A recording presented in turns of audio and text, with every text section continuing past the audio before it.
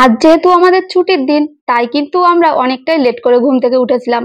আর এখানে দেখলাম বাবু ও দাদুর সঙ্গে ক্যারাম বোর্ড খেলতে ব্যস্ত হয়ে পড়েছে। তাই ভাবলাম এই সুযোগে আমার বাকি রান্নাটাও আমি সেরে নিই, বাবু যেহেতু এখানে ব্যস্ত আছে। আর এখানে দেখো আমি আলু আর ঝিঙে কেটে রেখেছিলাম একটা রেসিপি তৈরি করব বলে। আর এখানে ছিল পোস্ত, আর ছিল কাঁচা লঙ্কা জিরে, তাই দিয়ে একটা পেস্ট করেছিলাম ঝিঙে পোস্ত করব বলে। তো চলো সবার প্রথমেই আমি রান্নাটা শুরু করে নিই।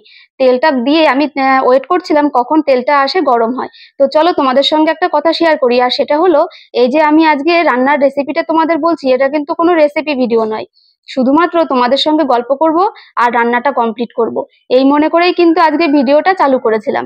আর এই যে সাইডে দেখতে পাচ্ছ ফুলগুলো দিয়েছিলাম, আর তোমরা যারা আমার নিয়মিত ভিডিও দেখো তারা কিন্তু সবাই জেনে থাকবে যে আমি ফুল ভীষণ ভালোবাসি। আর সেই কারণেই এই ফুলগুলোকে দিয়ে আমি হালকা একটু ডেকোরেশন করার চেষ্টা করেছিলাম। বাবা সকালবেলায় মাঠ থেকে কয়েকটা ঝিঙে এনে বলেছিল পোস্ত করতে। বাবা আমার হাতে ঝিঙে পোস্ত খেতে সব ভীষণ ভালোবাসে, শুধু বাবা না বাড়ির সবাই। মানে ঝিঙে আনলে পরেই বলে যে পোস্ত বানাতে। তো সেই কারণে আজকে যেহেতু শনিবার, ওই যে বললাম আমরা আজকে কোনো আমিষ খাবার খাই না, তো সেই কারণে ভাবলাম চলো একটা নিরামিষ রেসিপি তৈরি করাই যেতে পারে।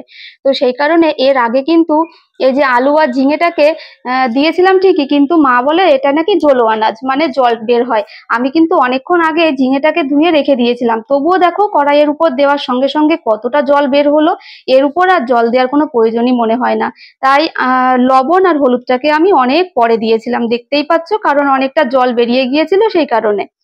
তো এখানে আমি যে আমি মশলাটা করে রেখেছিলাম, মানে পোস্তটা বেটে রেখেছিলাম, সেটাও দিয়ে দিয়েছিলাম। আর পরে দিয়েছিলাম কয়েকটা চেরা কাঁচা লঙ্কা, যেটা কিন্তু না দিলেই নয়, কারণ এই রেসিপিটাতে মূলত কাঁচা লঙ্কার একটা ফ্লেভার আসাই লাগবে।